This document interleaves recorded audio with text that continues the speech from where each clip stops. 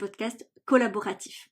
En effet, j'ai proposé aux professionnels que moi-même j'ai pu former sur la haute sensibilité, puisque je suis moi-même formée et répertoriée sur l'annuaire international du docteur Hélène Aron. J'ai été également co-dirigeante de l'Observatoire de la sensibilité.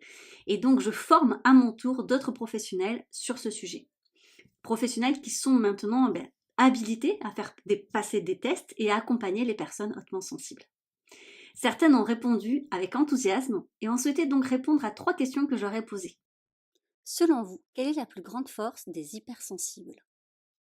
Le super pouvoir des hypersensibles, c'est notre intuition, parce qu'on perçoit une multitude d'informations, d'énergie, les états d'esprit des gens, d'autres détails de notre environnement. Et si on apprend à écouter ça et à se faire confiance, alors on peut se connecter à notre intuition et ça va nous permettre d'agir justement, de prendre des décisions qui soient bonnes pour le plus de personnes possible, parce qu'on a cette hyper-empathie, ce souci de bienveillance envers tout le monde, et on va toujours chercher à faire au mieux.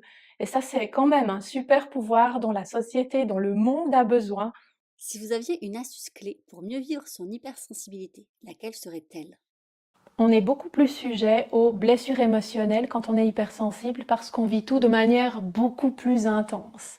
Et les blessures émotionnelles, elles naissent dans la prime enfance. Quand il y a une situation avec une charge émotionnelle élevée, ça crée une blessure qui va avoir un impact encore dans le présent quand on est adulte, si on n'en prend pas soin.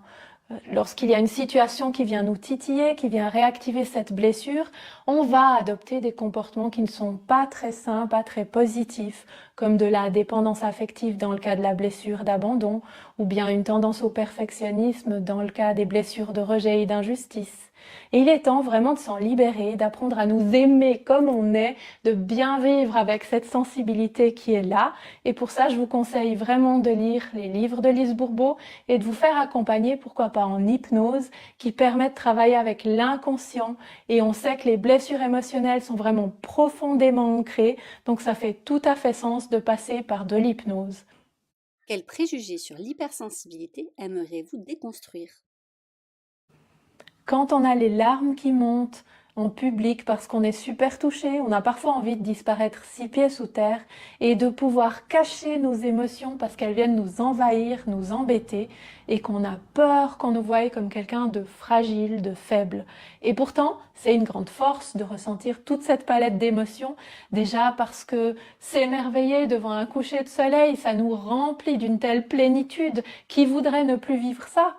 Et pour les autres émotions, celles qui sont moins agréables à vivre, elles viennent nous apporter un message sur nous.